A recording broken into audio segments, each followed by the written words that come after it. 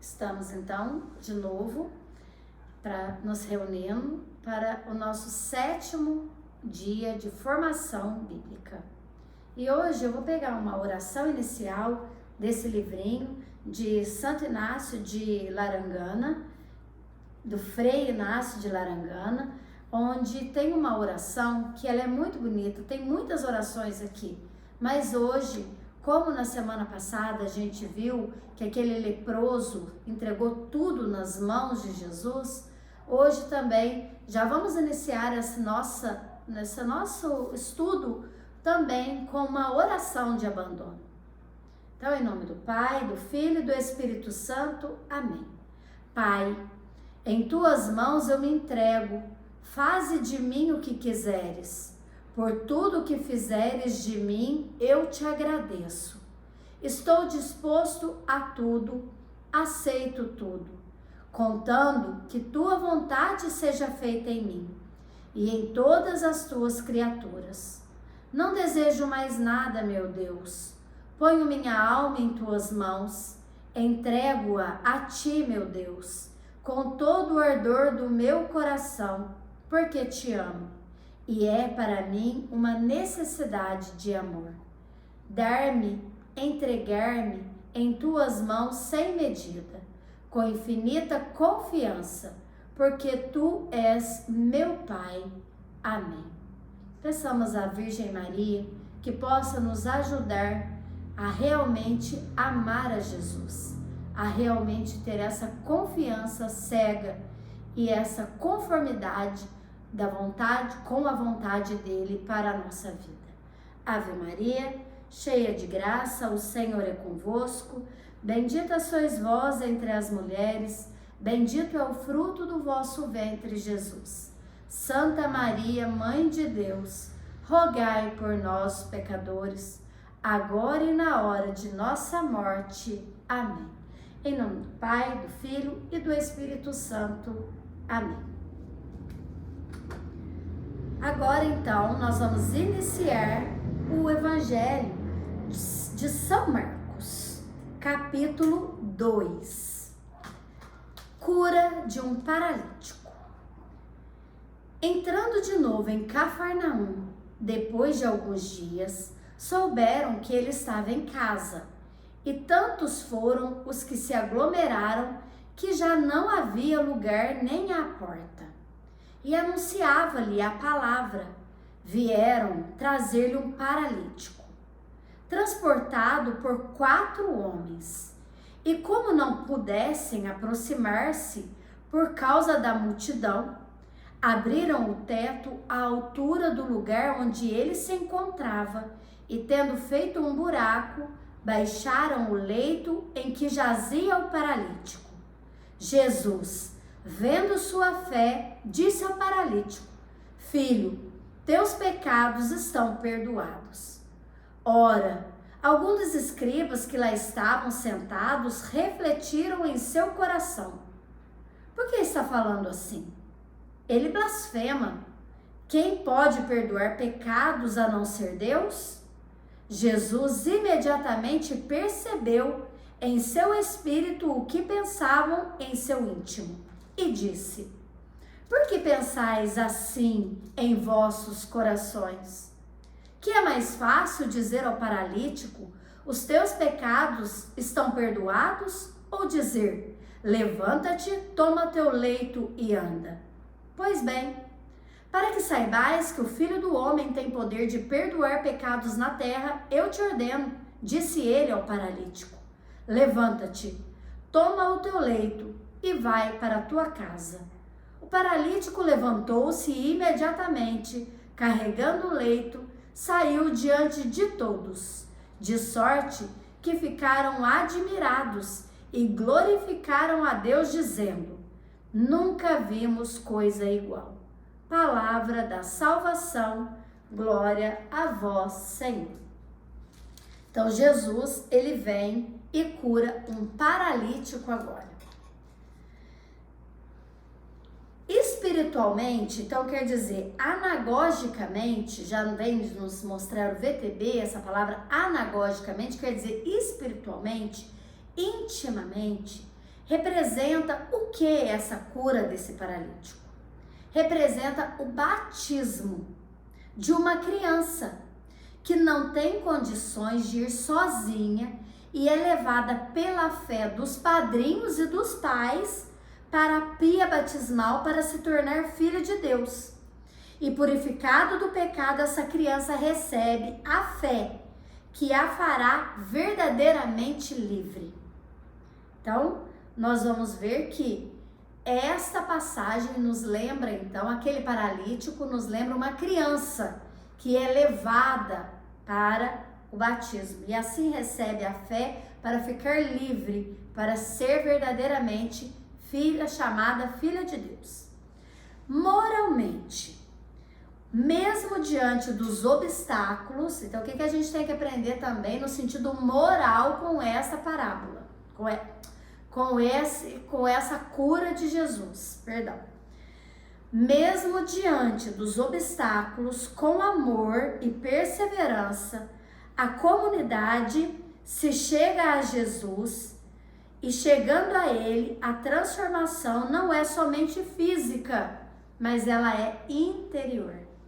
Com autoridade, Jesus não realiza só a cura, mas a conversão.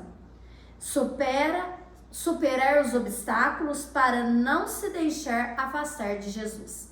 Então nós aprendemos que o quê? Moralmente nós devemos superar todos os obstáculos para não nos afastar de Jesus. Então, a cura e a conversão só Deus pode nos dar. Por que então que Jesus, lá eles refletiam no coração deles? Porque já se tinha a ideia que só sabe os desígnios do coração do homem, e eles eram os mestres da lei, os fariseus, eles sabiam que eles entendiam da lei, eles já liam, né, a Torá, o Antigo Testamento, então eles sabiam que só tinha o poder de conhecer o pensamento do homem, só Deus. Então a hora que eles viram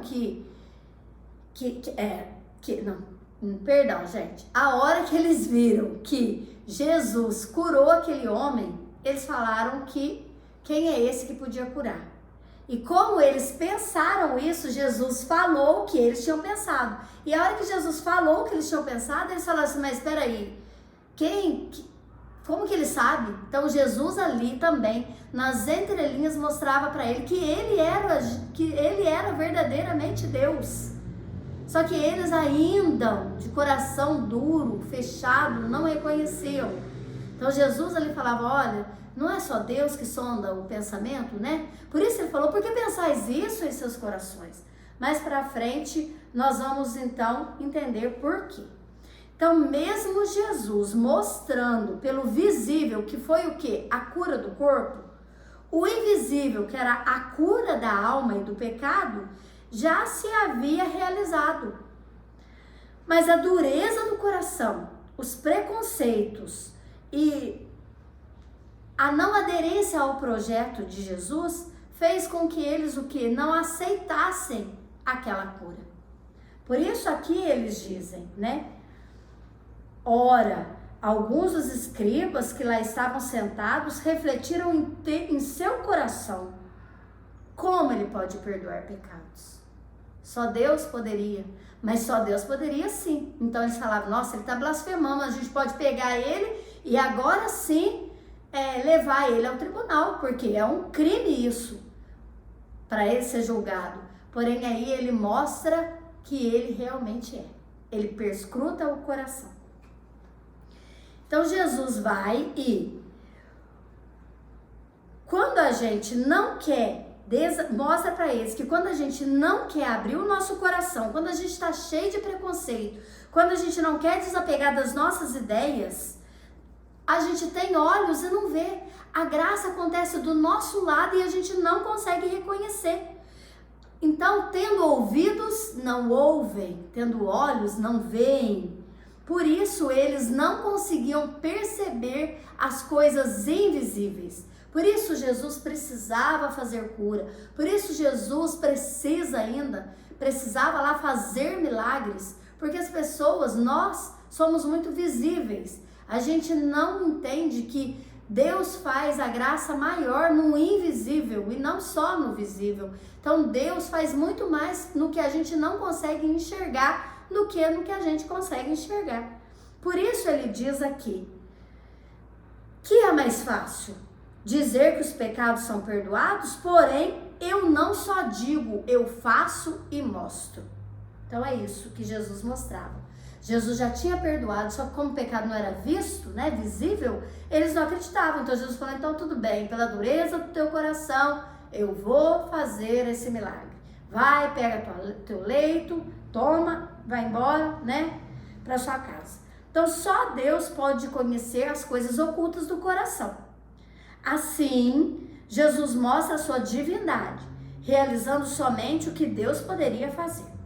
Lá no Antigo Testamento, sofrer de alguma enfermidade era sinal de que aquela pessoa era pecador.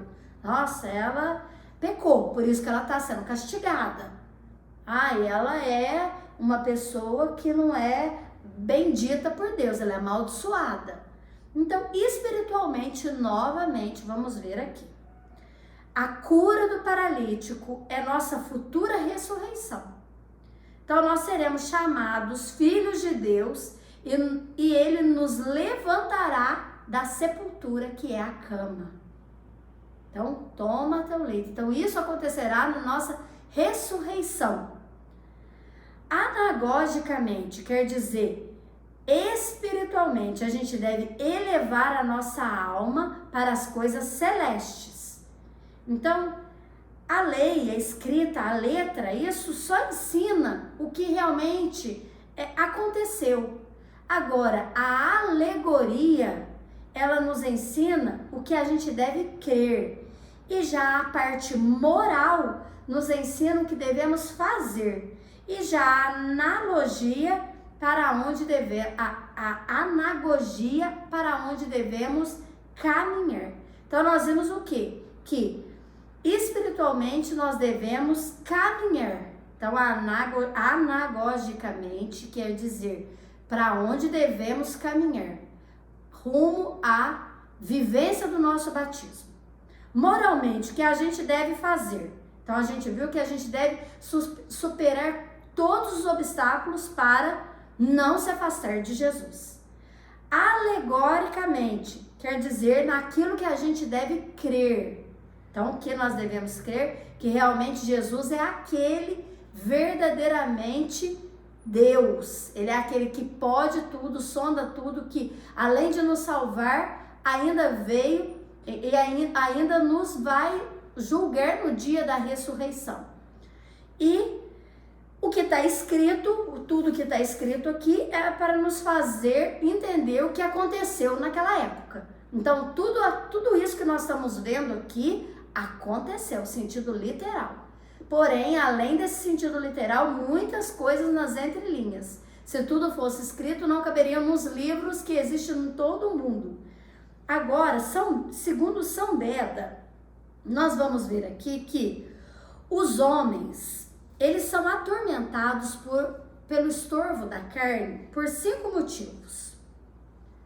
Para aumentar, então, as pessoas sofrem, então não é porque ela peca, né? A pessoa sofre por quê? Por 5 motivos.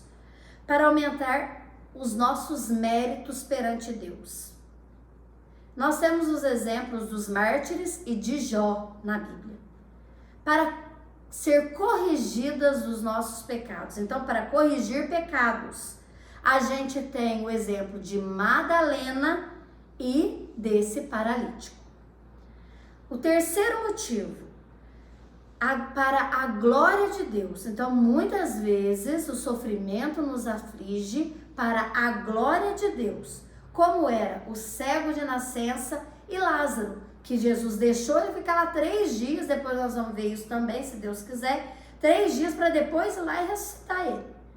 E o quarto motivo, para começar a condenação, no caso dos ímpios, aqui como Herodes. Então Herodes começou a ficar, angustiado, procurando, não vivia direito, né? Onde está esse Messias? Você vai lá, você vem, você volta e me fala onde que ele está. Então, sempre procurando, matou as criançadas, tudo. Então, ele sofria tudo isso porque já era o início da condenação dele, porque ele não queria se converter, ele endureceu seu coração. E para conservar a nossa humildade, como Paulo e Pedro. Então, lutar e confiar em Deus, que tudo tem um motivo do porquê a gente passa alguma coisa nessa vida. Muitas vezes consequência dos nossos pecados, muitas vezes para a glória de Deus, muitas vezes para a nossa humildade. Que se Deus me conceder aquilo, eu vou me perder. Em vez de eu me salvar, eu vou me condenar à morte eterna. Porque aquilo vai me ensoberbecer de uma certa forma, de uma tal maneira que aquilo vai me fazer perder a salvação. E Jesus, ele não quer somente a minha cura. Porque mesmo que eu for curada aqui, daqui a uns anos essa carne não aguenta. Ela perece, ela vai envelhecer, ela vai ficar enferma, ela não vai aguentar, ela vai padecer e eu vou morrer. E aí não é isso que Deus quer a minha salvação.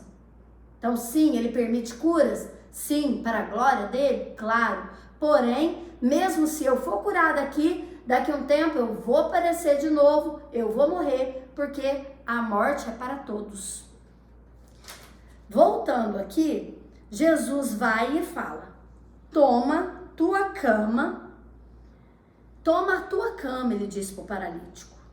Então a cura se deu pela firmeza daquele homem, que pegou a cama com força e disposição. Então quando Jesus liberta e cura, ele não apenas atrai as almas para longe do pecado, mas ele concede o dom e as virtudes para a pessoa realizar a sua vontade. Então, Jesus, ele vem e nos dá força para vencer, para permanecer junto com ele, fazendo a vontade dele. Então, a paralisia desse homem é o entorpecimento do homem preguiçoso, que mora na frouxidão da carne e não luta. Então, todas as vezes que a gente cruza os braços e falar, não, eu não quero saber mais, eu vou desistir, quer desistir, desanima, isso é a nossa paralisia, isso é a nossa preguiça espiritual, que não quer dar ouvidos e não quer usar, quer se fechar para a graça e a capacidade que Deus coloca dentro de cada um de nós, que são esses dons e essas virtudes e essa capacidade de quê? Lutar com firmeza, sem desistir, jamais perder a esperança.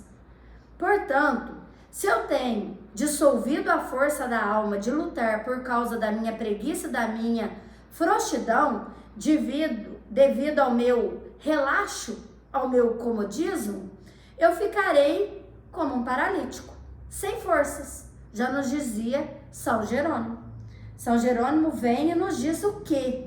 Que esses 4 homens que carregaram a cama, a gente pode ver também no sentido eclesiológico da Bíblia, literal aqui da Bíblia, os 4 evangelhos. Então, os 4 evangelistas, os 4 evangelhos têm a capacidade de me conduzir até Cristo. Porque ele me fala dele e ele me torna capaz de ouvir a Deus.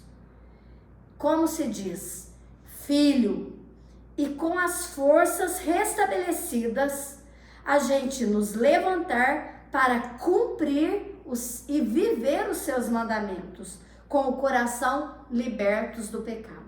Então, esses 4 homens que carregaram o paralítico podem ser vistos como Mateus, Marcos, Lucas e João. Porque nós somos esses paralíticos. Nós somos essas pessoas preguiçosas no comodismo da nossa vidinha. Porém, os 4 evangelhos nos ensinam o quê? A como viver. Nos renova a nossa fé, nos motiva, nos dá esperança, nos dá força, coragem e ânimo para viver e nos conformar à vontade de Deus. Olha que maravilha, então, este essa partezinha só do 2º capítulo do Evangelho de São Marcos, que nos mostra que através dos 4 evangelistas nós podemos chegar a Cristo para receber dele essa cura, essa ressurreição que já nos dizia São Jerônimo, que é a ressurreição, a nossa ressurreição futura.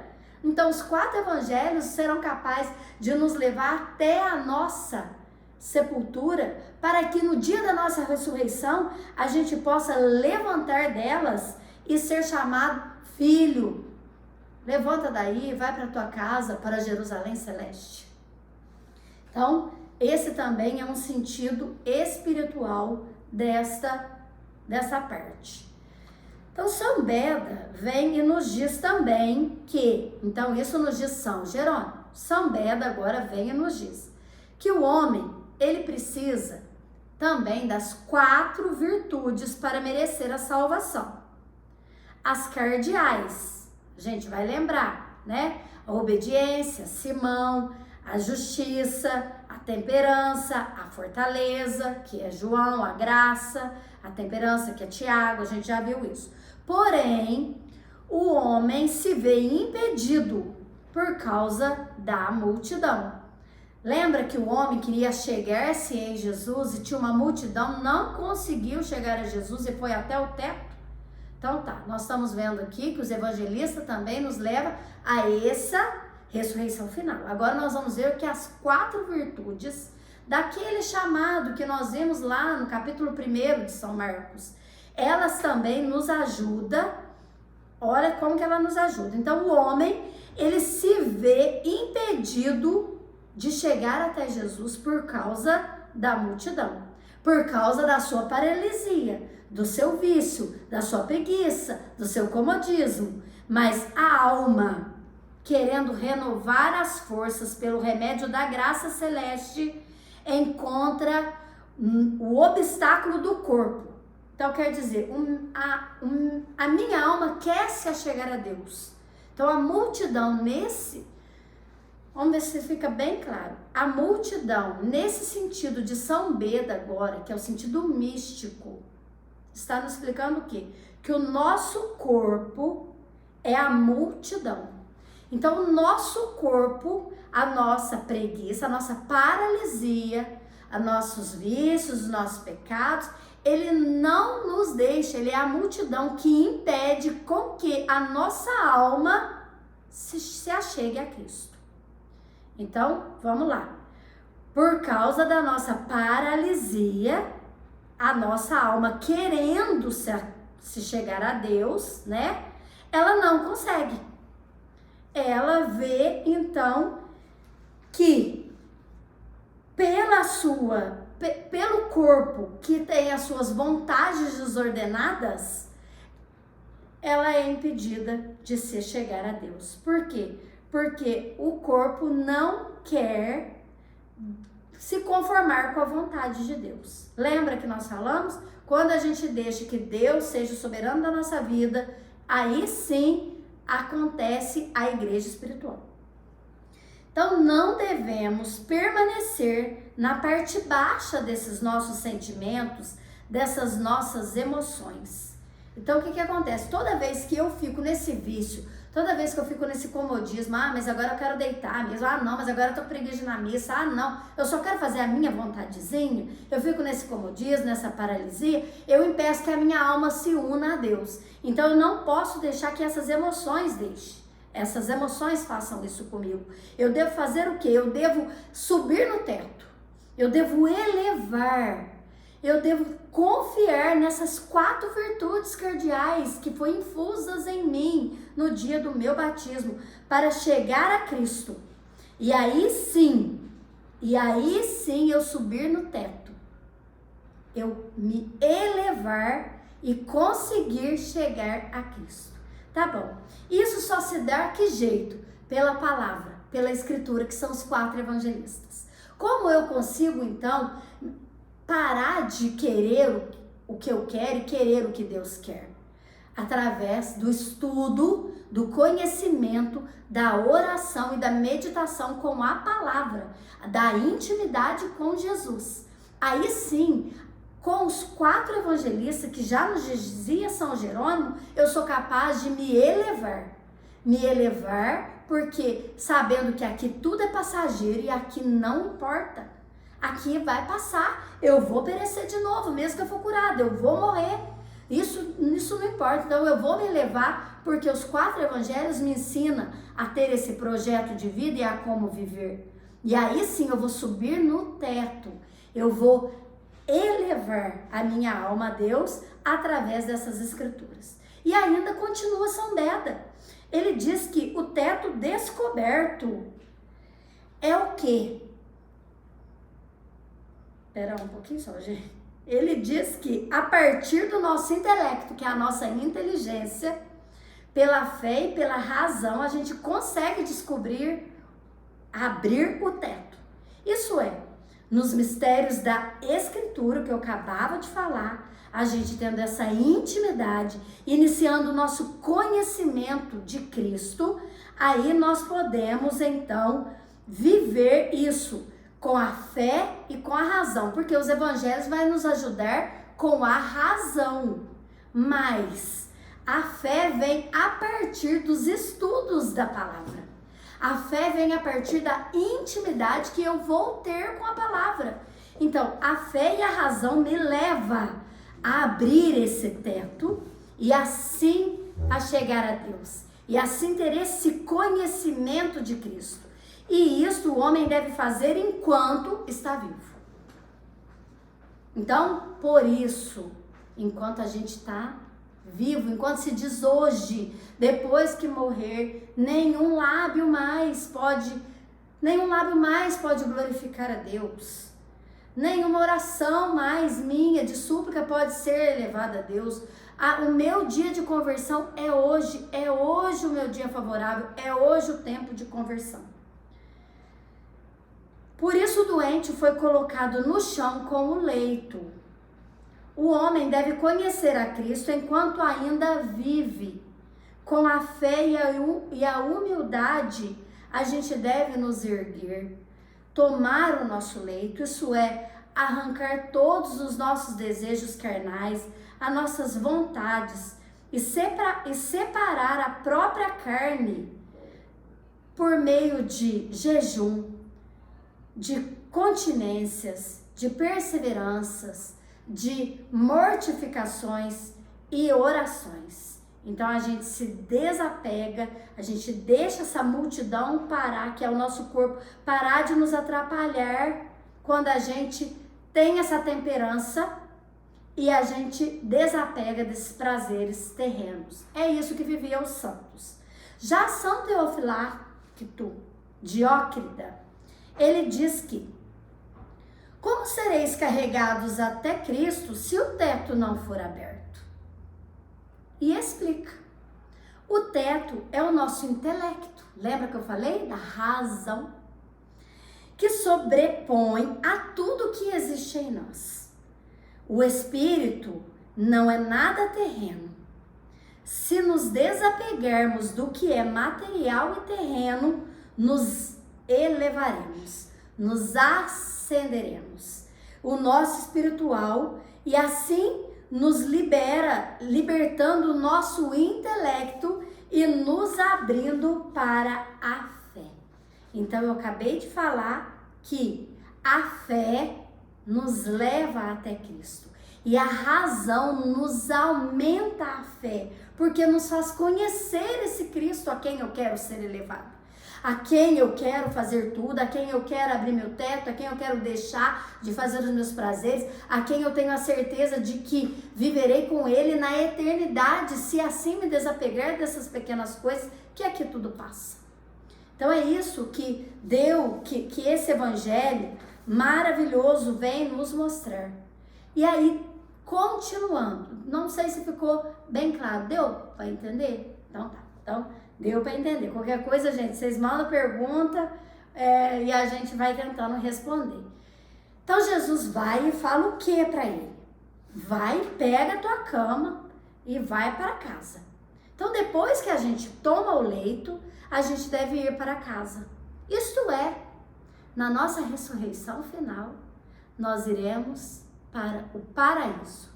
Então, quem foi purificado do pecado, quem conseguiu vencer essa multidão, que através da leitura, da intimidade com os evangelistas, que são os 4 homens que carregaram o leito, né? Através da nossa inteligência, do nosso intelecto, da nossa razão, nós abrimos, né, o teto para conhecer e aumentar essa fé naquele que quer nos levar ao paraíso. Nós seremos purificados de todo esse comodismo, de todo esse pecado, e aí sim nós poderemos ver de modo mais puro. Então Jesus busca que o paralítico não tenha somente os pés sadios, mas também tenha a consciência e o coração, para que realmente essa conversão que aconteceu com o outro, com ele, aconteça também com o outro. E ele leve, através daquela cura, os outros louvar a Deus através da cura dele. Nossa, que maravilha que foi Deus que fez isso. Glória a Deus, louvado seja Deus por essa cura na tua vida. Então a cura do outro deve nos levar a louvar a Deus. Então espero, gente, que tenha ficado bem claro, porque é uma coisa assim, mistura tanto o espiritual, quanto o místico, quanto o eclesiológico, quanto também o escatológico, que é a futura nossa, a nossa futura ressurreição. Então deixa eu só ver se eu não deixei nada para trás dessa parte. Gente, essa parte do evangelho dá uma meditação maravilhosa. Quem são aqueles que eu estou permitindo? Quem são os quatro pessoas principais da minha vida que estão e para onde elas estão me levando? Quem são essas?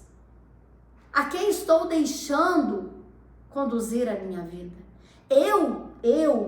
Que Deus me deu a vida para ser vivida, para mim ser vivida e não terceirizar ela. Não, o outro que errou porque eu deixei por conta dele. Não, é dever nosso, a vida é nossa. Então, se o outro errou, foi porque eu terceirizei a minha vida. Então, que sejamos nós a errar para aprender. Jesus é isso que ele quer, que nós tenhamos presença, que nós tenhamos a verdadeira vida e vivamos essa vida. Então, aqui, nesse sentido dessa passagem, a gente pode ver que tenho feito, quais são, né, as minhas intenções interiores, as minhas mortificações, o meu jejum, as minhas orações, para que eu possa realmente aumentar a minha fé.